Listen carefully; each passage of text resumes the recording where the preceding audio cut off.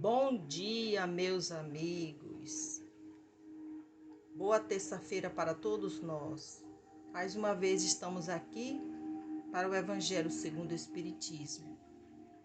Vamos pedir a Jesus e aos irmãos de luz que já se encontram aqui que nos ajude a interpretar a mensagem de hoje. Que assim seja. No livro Otimismo Todo Dia de Lorival Lopes, a mensagem é a de número 249, que diz o seguinte: fuja do mau conceito e se livrará dos inconvenientes. Não pense que os outros fazem por mal. Querem realmente lhe prejudicar. Não agem por despreparo ou ignorância. O mau conceito, o ódio e o desejo de vingança são péssimos conselheiros, fabricam sofrimento. Deixe a justiça a Deus e ocupe-se com coisas mais importantes, como o futuro, a saúde, a fé, a paz de quem tanto precisa. Os maus também são filhos de Deus. Uma pessoa pode ser salva-vidas e não ser santa.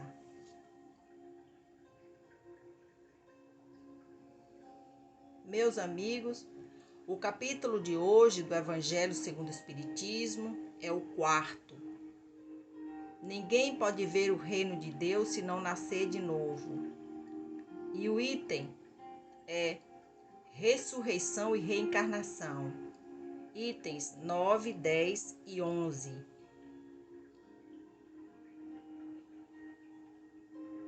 O Espírito sopra onde quer e pode-se ouvir a sua voz, mas não sabemos onde ele vem nem para onde ele vai. Esta passagem de Jesus pode ser interpretada de duas maneiras. A primeira como sendo o Espírito de Deus, que dará vida a quem Ele quer. E por ser onipresente, está em toda parte, mas não podemos localizá-lo. A segunda como sendo o Espírito do homem, que ao reencarnar, esquece suas existências anteriores, não sabe quem foi, nem o que virá a si, pois o futuro dependerá do seu livre arbítrio. Se o espírito fosse criado ao mesmo tempo em que o corpo, saberíamos de onde ele veio, uma vez que conheceríamos o seu começo. Assim como qualquer uma das duas interpretações, essa passagem é a confirmação do princípio da preexistência da alma e, por consequência, a confirmação de que o espírito vive muitas existências. Acontece que desde o tempo de João Batista até o presente, o reino dos céus é desrespeitado e tomado pela violência, e são os violentos que o arrebatam. Assim profetizaram todos os profetas e também a lei. E se querem entender o que eu digo, João Batista é o Elias que já veio. Que ouça aquele que tem ouvidos para ouvir. São Mateus capítulo 11, versículo de 12 a 15. Se o princípio da reencarnação, expresso no Evangelho do apóstolo João, poderia ser interpretado em sentido puramente místico, o mesmo não acontece com essa passagem do apóstolo Mateus, e não deixa nenhuma dúvida quando diz: João Batista é o Elias que já veio. Nessa frase não há sentido figurado, é uma afirmação positiva. Desde o tempo de João Batista até o presente, o reino dos céus é tomado pela violência. O que significam estas palavras? Se na ocasião em que Jesus a pronunciou, João Batista ainda vivia.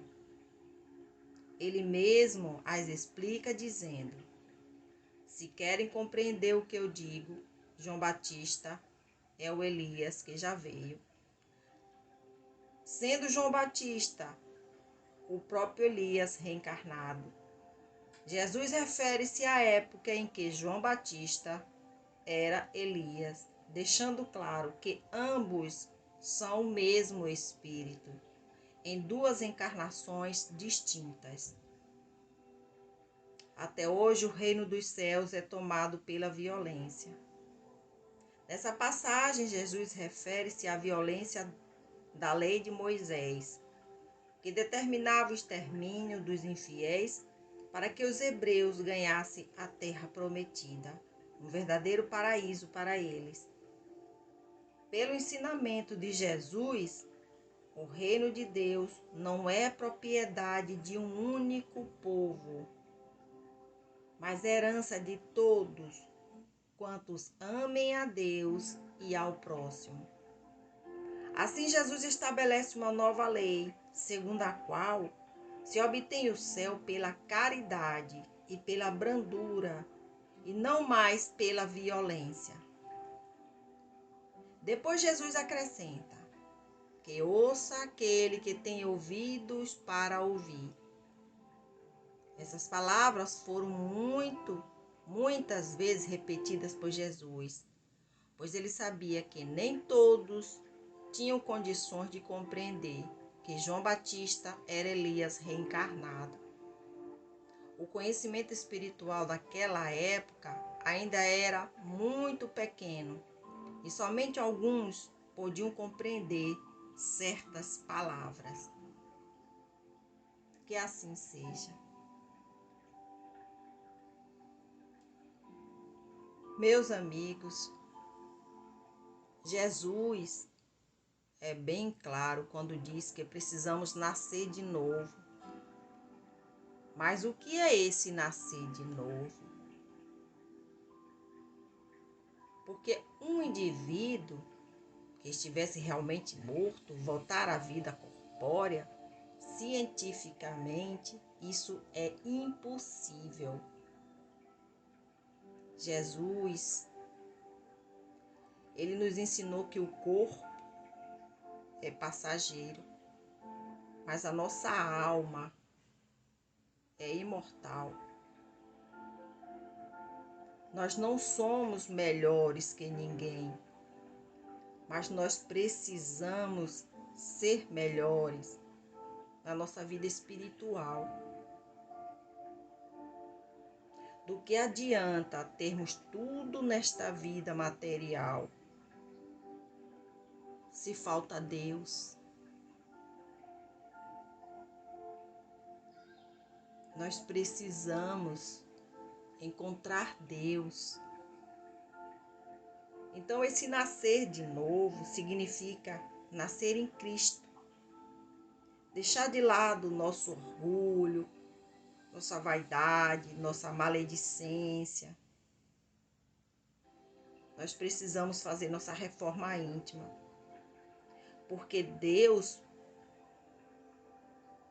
Ele permite que possamos renascer. Que possamos tentar modificar o que fizemos de errado em um dia. E como é que a gente faz isso?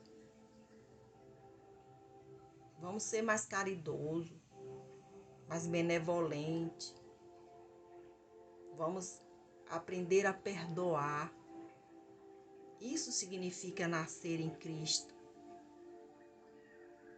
Aquele que tem Deus dentro do seu coração, ele jamais pensa no mal.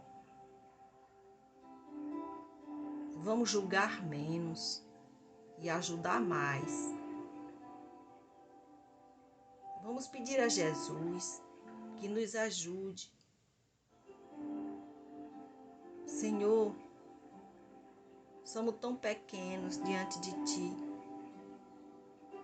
Nos ajude nessa transformação moral e espiritualmente. Que possamos perceber as vossas intuições. Que o Senhor nos ajude, meu Deus. nos guie nessa nossa jornada. Nós te entregamos neste momento todos os nossos pensamentos, atos. Nós te entregamos, Senhor, nossa alma, nosso espírito, nossa família, nosso trabalho, nossos amigos, todos aqueles que estão em aflição, todos aqueles que ainda não te conhecem, que eles possam encontrar a luz. Tem misericórdia de todos nós, seus filhos, Pai. Nós te agradecemos por mais um dia de nossa vida. Te agradecemos por tudo. Que assim seja. Meus amigos, a reflexão final de hoje diz o seguinte: a mudança mais significativa na vida de uma pessoa é uma mudança de atitude e comportamento. Comportamentos e atitudes corretas produzem, sem dúvidas, ações corretas. Se você continuar hoje fazendo as mesmas coisas que fez ontem, você será amanhã o que você é hoje. Essa mensagem é de Ailton Nascimento. Desejamos a todos um dia com muita reflexão. Que assim seja.